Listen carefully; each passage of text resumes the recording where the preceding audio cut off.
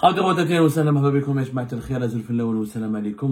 que vous allez bien, j'espère que vous vous portez bien. Le jeudi 23 janvier, le jeudi 23 janvier, le Parlement européen a adopté une résolution extrêmement dure contre le régime algérien. Encore une résolution depuis 2019-2020. Les résolutions contre le régime algérien, ils pleuvent et se multiplient. On fera un jour plus tard dans une autre émission le point sur les relations entre le Parlement européen et le régime algérien. Mais hier, le 23 janvier, c'est quand même une résolution très particulière parce qu'elle concerne la fameuse affaire Boualem Sansal, qui est l'un des axes majeurs de la crise politique entre l'Algérie et la France. L'arrestation et le placement en détention de l'écrivain Boualem Sansal, franco-algérien Boualem Sansal, depuis le 16 novembre dernier, donc a offusqué les députés européens. Hier, quand même, un fait assez rare. Généralement, les résolutions du Parlement européen, elles suscitent des divisions, elles suscitent des débats contradictoires, elles ne font pas l'unanimité. Lors des opérations de vote, il n'y a pas l'unanimité, mais hier, le 23 janvier 2025, force est de constater qu'il y a eu donc 503 votes, 533 votes qui ont voté pour cette résolution qui condamne le régime algérien pour l'arrestation et le placement en détention de Boualem Sansal et qui demande donc la libération de Boualem Sansal. Il y a eu 24 contre, uniquement 24 eurodéputés qui ont voté contre cette résolution et 48 abstentions. 533 députés européens ont donc ont voté contre le régime algérien, ils ont demandé la libération de Boualem Sansal. Tous les groupes politiques qui composent le Parlement européen, de la droite comme de la gauche, ont voté pour cette résolution, à l'exception de quelques personnalités comme l'extrême gauche qui s'est fracturée, des personnalités d'extrême gauche qui ont voté pour, d'autres qui se sont abstenus, mais la majorité écrasante des députés européens ont voté pour cette résolution qui condamne le régime algérien et qui demande à la Commission de l'Union européenne et aux pays européens de faire pression sur le régime algérien pour obtenir la libération de l'écrivain Boualem Sansal. Son crime et l'écrivain Boualem Sansal qui est hospitalisé depuis pratiquement 70 jours maintenant. Je rappelle qu'il n'a pas fait une seule nuit en prison. Nous n'avons toujours pas la confirmation qu'il a été emprisonné à la prison de Koléa, alors il est placé en détention. À 75 ans, il est gravement malade, il a un cancer. Son crime est d'essayer de comprendre ce qui se passe dans son pays et de le dire. Voilà comment il a réagi l'eurodéputé Christophe Gomard, qui a négocié pour son groupe, le groupe de la droite, LRPPE, le groupe de la droite, des députés de la droite européenne. Cette résolution, ce qui est intéressant, je vais vous la lire, fait 6 points. Voilà. Le premier point condamne l'arrestation et la détention de Boualem Sansal et réclame sa libération immédiate. Le deuxième point, le Parlement européen condamne les arrestations de tous les autres militants, prisonniers politiques, journalistes, défenseurs des droits humains et autres personnes détenues ou condamnées pour avoir exercé leur droit à la liberté d'opinion et d'expression, dont le journaliste Abdelwakil Plam et l'écrivain, le poète et activiste Mohamed Tajadid, et demande leur libération. Ce qui est bien, donc on ne parle pas que de Boualem Sansal. Cette résolution, elle est équilibrée. J'ai toujours dénoncé et condamné cette indignation à géométrie variable et cette indignation à double vitesse ici en France. Quand il s'agit de Boualem Sansal, tout le monde se mobilise, mais on oublie les autres prisonniers politiques et les autres détenus d'opinion. Cette résolution, elle est claire. Le deuxième point demande la libération de tous les détenus d'opinion, tous les détenus politiques, dont le journaliste Abdelwakil Blanc, qui a été emprisonné récemment, je le rappelle, dans une curieuse et troublante affaire d'atteinte à la sécurité de l'État et d'être en contact. On lui reproche d'avoir été en contact avec des personnes classées comme terroristes par le régime algérien. Troisième point, le Parlement européen demande des institutions de l'Union européenne, la délégation de l'Union européenne, de faire publiquement part de ses préoccupations d'autorité algérienne, ainsi que d'organiser une mission médicale afin d'évaluer l'état de santé de Boualem Sansal. Que le Parlement européen demande à ce qu'il y ait une mission médicale qui aille vérifier est-ce que Boualem Sansal est bien soigné ou pas au niveau de l'hôpital Mustafa Bacha où il a été hospitalisé depuis pratiquement la décision de son placement en détention.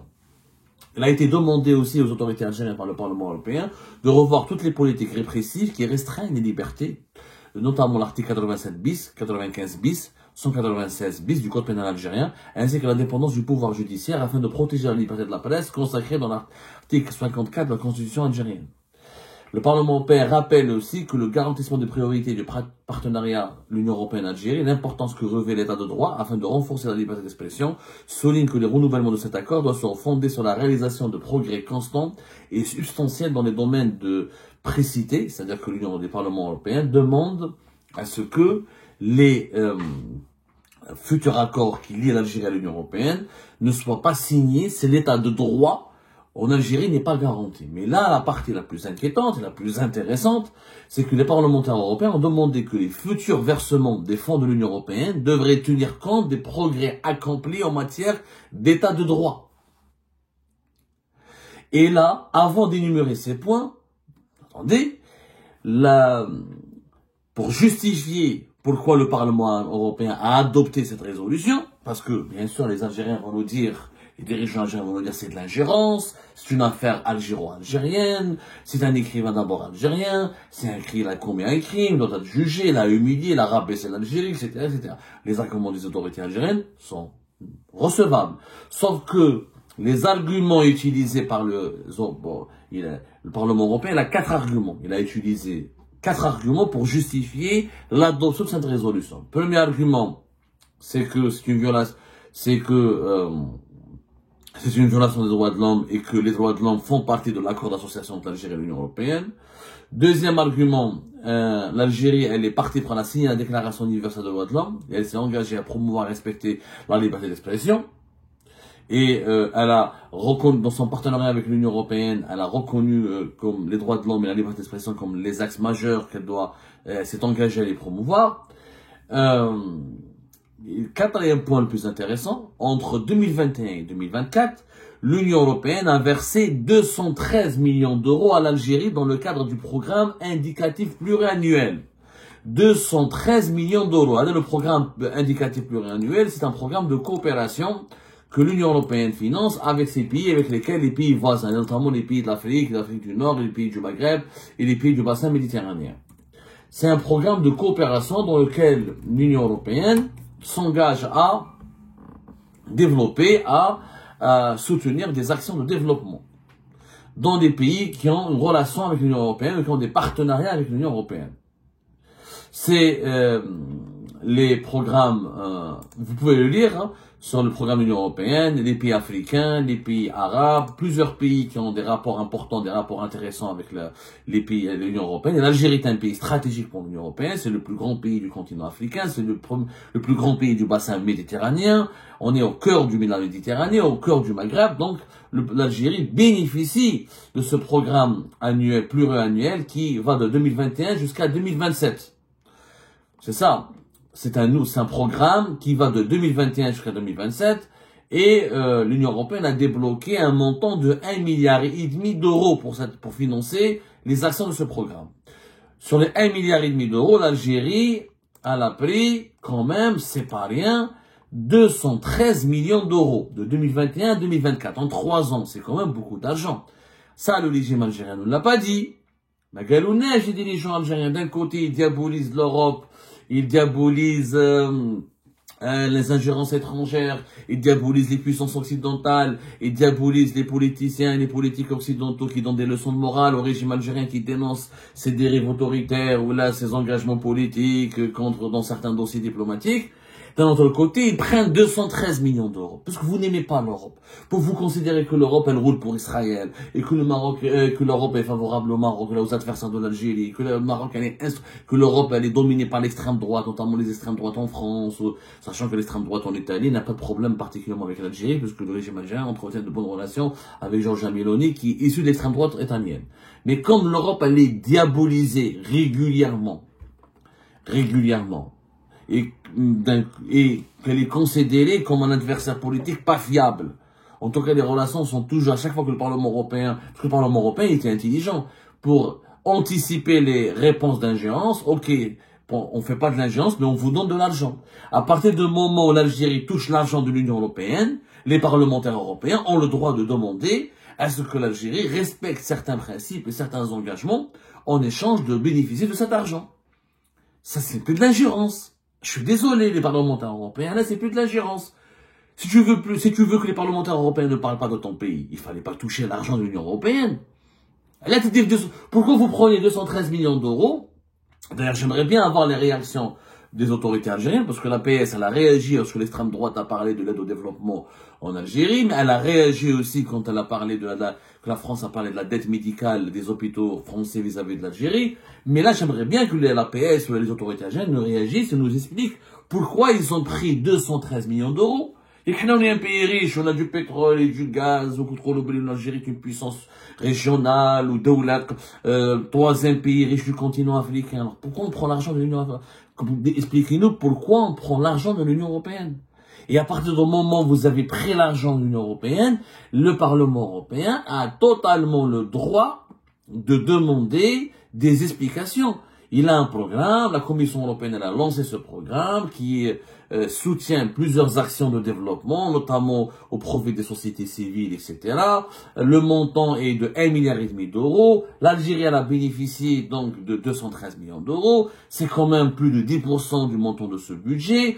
C'est quand même important. Donc, à partir du moment où vous touchez encore une fois les deniers et l'argent de l'Union européenne, les parlementaires européens, ils ont le droit de dire on ne veut pas que cet argent sert à financer ou à aider des États qui oppriment, qui mettent des écrivains en prison, qui condamnent à mort des journalistes ou qui mettent dans leur prison des détenus politiques. C'est leur droit. Ce n'est plus de l'ingérence. Je suis désolé. C'est pas de l'ingérence. J'ai le droit. À partir du moment où tu prends mon argent, j'ai le droit de te dire je ne veux pas que tu utilises, je ne veux pas avoir des rapports avec quelqu'un qui prend mon argent et qui ensuite finance des actions contraires à mes valeurs. L'Union européenne, ses valeurs, on peut les critiquer, on peut ne pas être d'accord avec les valeurs de l'Union européenne, on peut dire que l'Union européenne sont hypocrites par rapport à certaines situations de violation des droits de l'homme, dans d'autres pays, dans d'autres coins de d'autres régions du monde, de la planète, mais l'Union européenne a des valeurs. Ils assument leurs valeurs. Les Européens assument. Les parlementaires européens défendent des valeurs clairement inscrites dans plusieurs chartes politiques et éthiques du fonctionnement de l'Union européenne. On ne veut l'état de droit, la démocratie, l'état de droit, la liberté d'expression, les droits de l'homme. 213 millions d'euros. Ah, j'aimerais bien. Là, moi, ça me surprend. De 2021 à 2024, c'est la nouvelle Algérie, c'est le régime Tebboune en 3 ans. C'est quand même important, 213 millions d'euros. C'est quand même presque 100 millions d'euros par an. C'est des budgets importants. Donc d'un côté, tu peux pas prendre l'argent des Européens et leur cracher sur la gueule et leur dire je reconnais pas vos valeurs. Et alors dans ce cas-là, il fallait prendre l'argent que de dictatures, que des régimes qui emprisonnent et qui condamnent à mort les journalistes et les écrivains. Donc il y a une contradiction, une hypocrisie de la part du régime algérien qui est insupportable. De un. De deux, l'affaire Boualem Sansal, qu'est-ce qu'on a gagné? Franchement, dans cette affaire, lui, il n'est même pas en prison, il se soigne, il est gravement malade, il risque de mourir en martyr. De deux, on a fait de lui un martyr, alors on a fait de lui un martyr, il était quasiment inconnu, méconnu. Aujourd'hui, tous les Algériens le connaissent, les Européens le connaissent, les Américains parlent de lui, les Français parlent de lui, il est devenu un héros mondial, international. Le régime algérien a fait de Boualem Sansal un héros. Et il a créé des problèmes avec ses principaux partenaires. L'Union européenne, c'est le premier partenaire commercial de l'Algérie. Au niveau des exportations, comme au niveau des importations. Même si nos importations depuis l'Union européenne ont beaucoup baissé, nos exportations continuent d'augmenter parce que les pays européens sont les premiers clients du gaz algérien et des produits du pétrole ou des dérivés du pétrole ou du gaz. C'est notre premier partenaire commercial. C'est entre 50 à 60%, c'est entre 55 à 60% de nos exportations et c'est plus de 50% de nos importations. Donc, je vais me bagarrer, je veux créer une crise, je vais me prendre la tête et me disputer avec mon principal partenaire pour un écrivain qui est âgé de 75 ans, qui n'était pas connu, qui n'a pas un impact politique important sur la société algérienne, qui ne mobilise pas l'opinion publique algérienne, dont les livres sont lus par une minorité extrêmement insignifiante, et qui n'est même pas dangereux. Boualem Sansal n'est pas dangereux pour l'Algérie. Le Hirak ne peut pas revenir avec Boualem Sansal. Le Boualem Sansal ne mobilise pas des foules. Il ne provoque pas des émeutes. Ses livres et ses positions et ses articles sont lus que par une partie de l'intelligentsia algérienne et francophone. La majorité des Algériens et des Algériens ne connaissent même pas.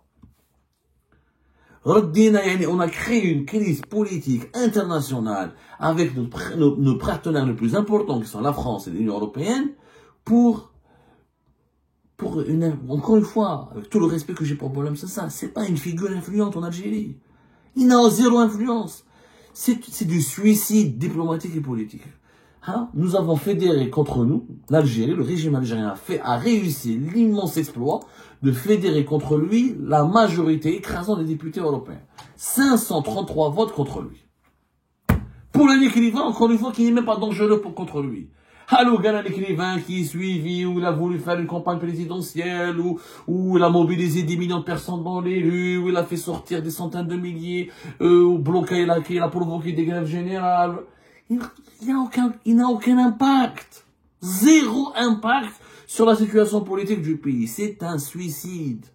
On a créé une crise sur la base d'un problème inexistant. D'un problème insignifiant. Il cause problème, il est blessant dans ses déclarations, il peut être offensant, mais il n'empêche pas, il ne menace pas l'Algérie, il ne menace pas le régime algérien, il ne déstabilise pas le régime algérien, il ne menace pas la survie du régime algérien. C'est une maladresse qui entrera dans les annales de l'histoire politique de l'Algérie. L'affaire Boualem Sansal. Et maintenant, voilà, on se retrouve, l'Algérie, le régime algérien, l'Algérie, le pays, il est ridiculisé.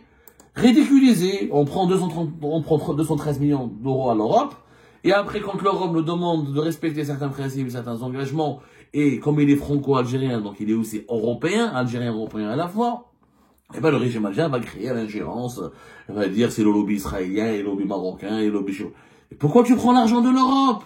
Et pourquoi tu prends l'argent de l'Europe et tu fais des affaires avec l'Europe, et tu provoques ensuite une crise gratuitement avec l'Europe, en utilisant un écrivain qui ne t'a jamais menacé, qui ne t'a jamais empêché de dormir. Cette affaire, elle est incompréhensible. L'affaire Boualem Sansal, c'est plus qu'un piège, c'est une bêtise absolue. Une vraie connerie. C'est vraiment de l'aveuglement. Je ne comprends pas pourquoi on n'arrive pas à comprendre les dimensions tragiques de cette affaire. Comique et tragique, c'est comique. C'est comique à la fin. C'est tragique pour Boualem Sansal et c'est tragique pour les droits de l'homme.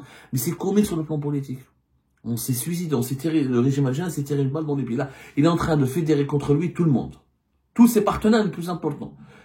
Lequel on vivait si on vivait qu'avec les Chinois et les Russes et les Turcs et les dictatures, mais nous avons des affaires, nos intérêts stratégiques sont tous avec l'Europe. C'est la Turquie qui t'a donné 213 millions d'euros d'aide pour des programmes de développement. C'est la Russie qui a donné 213 millions d'euros. Mais non, c'est l'Union européenne. Alors pourquoi tu te brouilles avec ton principal partenaire pour un écrivain de 75 ans extrêmement malade et qui est méconnu du grand public? C'est un cas d'école, franchement, du gâchis et de la mauvaise gouvernance et de la médiocrité politique. L'affaire Boualem Sansal.